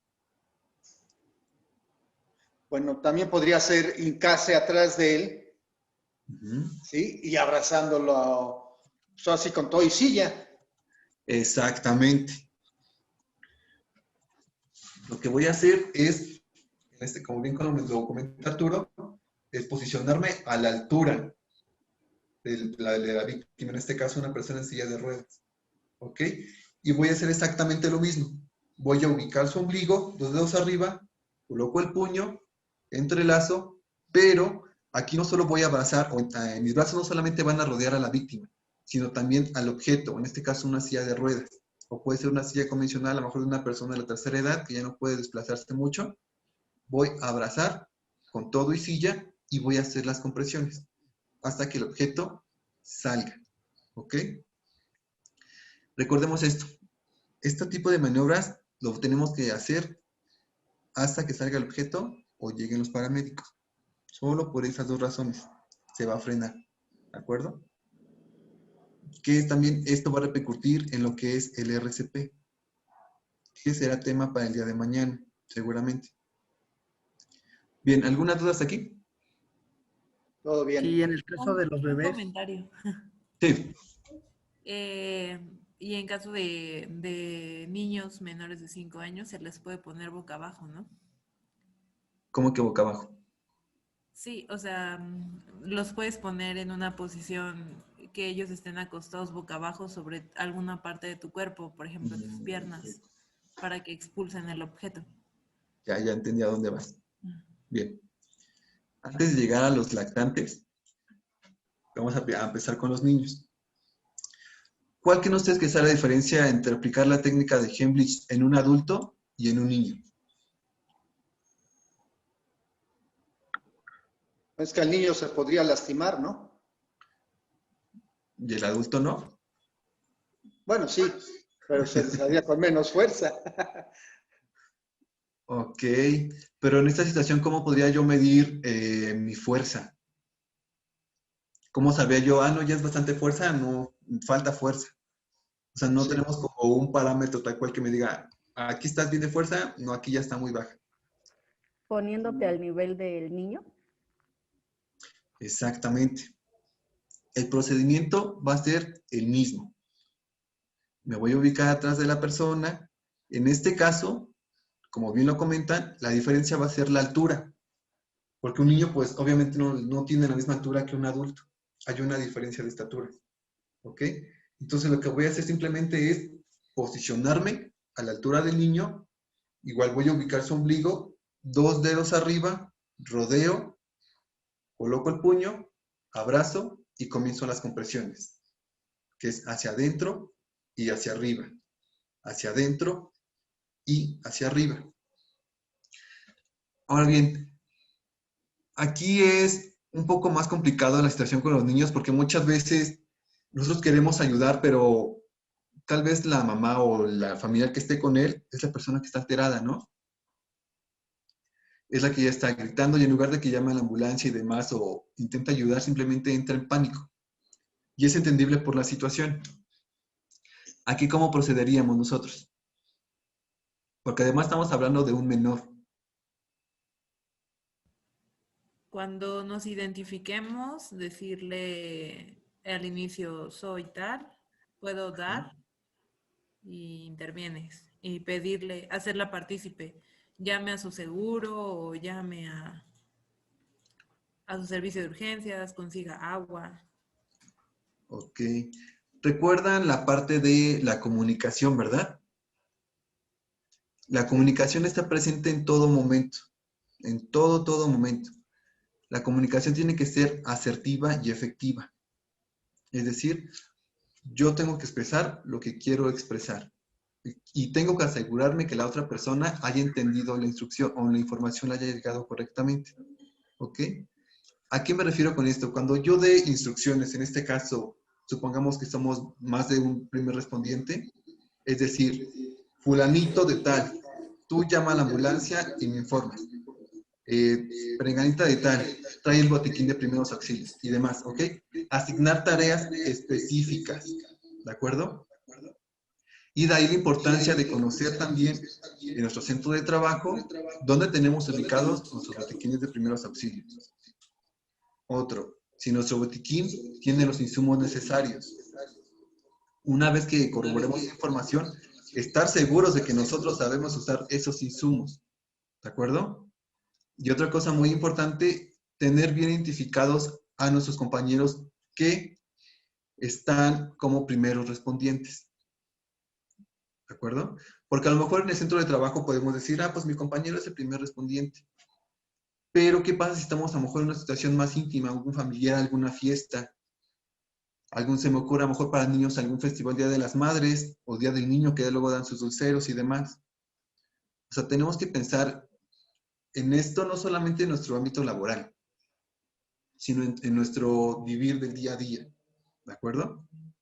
Porque las emergencias nunca nos avisan, simplemente suceden. ¿Ok? La diferencia va a estar en cómo nosotros vamos a actuar. Y les repito, ¿es normal que tengamos miedo? Sí. ¿Por qué? Porque somos humanos. La diferencia va a radicar en cómo yo voy a canalizar ese miedo. ¿Ok? Si voy a actuar o simplemente me voy a paralizar. ¿De acuerdo? Ahora bien, alguien preguntaba sobre los lactantes, ¿verdad? Sí. Bien. Aquí es muy importante lo siguiente. La técnica de Heimlich para lactantes se va a aplicar a niños menores de 1 año o máximo 2 años. ¿Esto de qué va a depender? Del tamaño de la estatura del infante, ¿de acuerdo? Pero para entiéndase lactantes, 1 año, menores de 1 año. ¿Ok? Aquí va a ser distinta la técnica. ¿Por qué? Porque yo no puedo rodear al bebé con mis brazos, ¿estamos de acuerdo? Es un ser vivo muchísimo más pequeño. Entonces, lo que va a suceder, como comentaban, voy a colocar, viendo hacia abajo, voy a colocar al bebé en la parte de mi antebrazo. ¿Ok? Lo voy a girar. Y aquí, con la base o callo de la mano, voy a dar unos golpes, pero no va a ser golpes en seco ni golpes huecos. O sea, no voy a encorvar la mano. Tiene que estar totalmente extendida y lo que voy a ocupar es esta parte, la base o callo de la mano. Ahora bien, ¿dónde voy a dar estos golpes? ¿Dónde piensan que tenemos que hacer este tipo de golpes? ¿En qué parte de la espaldita del bebé? A la altura de los hombros, la parte de atrás. De los hombros. En medio de las alitas. Exactamente. En medio van a ser golpes interescapulares. ¿De acuerdo? Voy a ubicar las escápulas del bebé y justo ahí en medio voy a golpear 5 veces. Ahora bien, este golpe es como si hiciera una especie de barrido. ¿A qué me refiero con esto? No voy a golpear directamente así, sino, ¿ven el movimiento de mi mano? Como si estuviese barriendo. ¿De acuerdo? Entonces, esto voy a hacer 5 golpes. Voy a girar al infante y aquí voy a hacer compresiones. Ahora bien, las compresiones las voy a hacer con el dedo anular y dedo medio. ¿De acuerdo? ¿Dónde voy a hacer estas compresiones? Al centro del pecho. Recordamos cómo ubicarlo. Una línea horizontal, perdón, una línea vertical, otra horizontal, donde intersecten, ahí coloco. Y con estos 2 dedos voy a hacer 5 compresiones. ¿Ok? 1, 2, 3, 4, 5. Y voy a abrir la boquita del bebé. ¿De acuerdo? ¿Y qué creen que vaya a pasar aquí?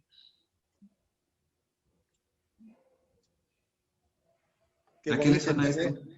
¿Cómo? Que vomite el bebé. Pero lo que le está absorbiendo es a lo mejor un juguetito, algún objeto o comida que el niño estaba ingiriendo en su momento. ¿Un barrido en el dedo como nos explicó? Exactamente. Procedemos a hacer un barrido de tipo gancho. ¿Ok? Entonces, primero hago los 5 golpes interescapulares. Giro al bebé, hago 5 compresiones en su pecho y procedo a abrir su boquita. Y hago un barrido de gancho. Pasa exactamente lo mismo. Si yo al abrir la boca veo que el objeto está cerca, intento. ¿De acuerdo? Intento. Si no sale, no, les repito, no voy a meter más la mano o el dedo, porque puedo hacer que el objeto baje otra vez o inclusive baje más. Entonces simplemente intento, no se puede, y vuelvo a repetir esto. 5 golpes interescapulares, 5 compresiones, y hago un barrido de gancho. Ahora bien, esto pasa exactamente igual. Esta maniobra se va a detener hasta que el objeto salga o lleguen los paramédicos. ¿De acuerdo? Cualquier acción que nosotros hagamos se va a frenar hasta que lleguen los paramédicos. ¿Ok? Porque les repito, nosotros no somos especialistas de la salud. No podemos asegurar que la víctima va a estar bien y ya no le va a pasar nada, que ya no necesita atención médica. ¿Ok?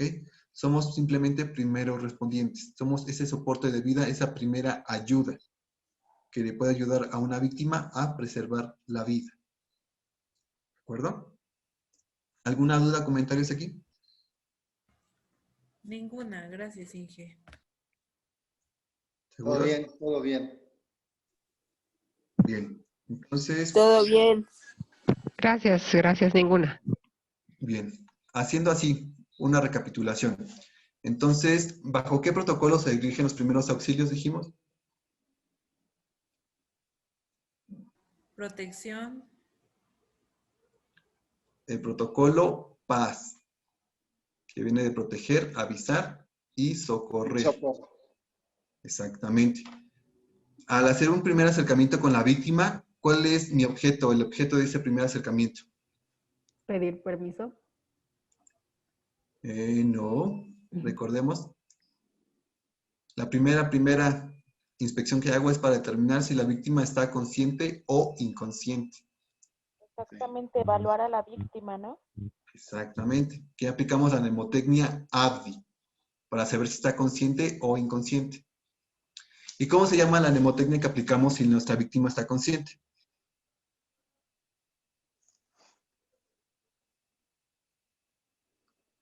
Empieza con P.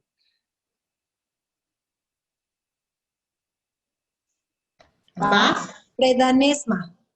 Exactamente. Bien. ¿Qué signos vitales debo revisar al comenzar una evaluación secundaria? La respiración.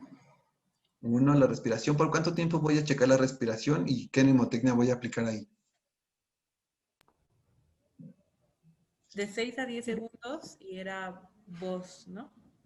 Exacto, que viene de ver, oír y sentir. Ok. A ver, ¿quién más? Arturo. Había un Arturo aquí. Sí. Coméntanos 3 lugares donde podemos tomar el pulso cardíaco, por favor. Sí, es en el cuello, en la muñeca, ok, y detrás de la rodilla.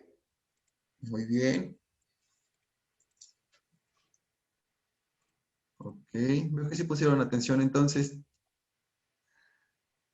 ¿Cómo diferencia un atragantamiento total de uno parcial?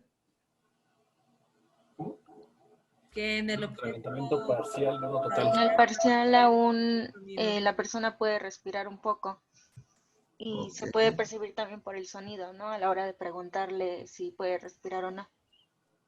Exactamente. ¿Y cuántas compresiones debo hacer en una maniobra de Heimlich? 6. 6 y 5 en embarazadas, ¿no?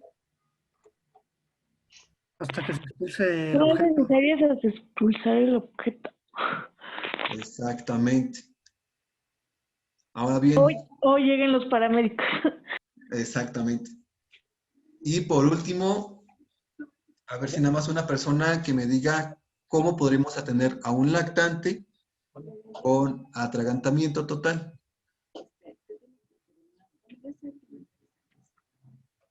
Había una María por aquí.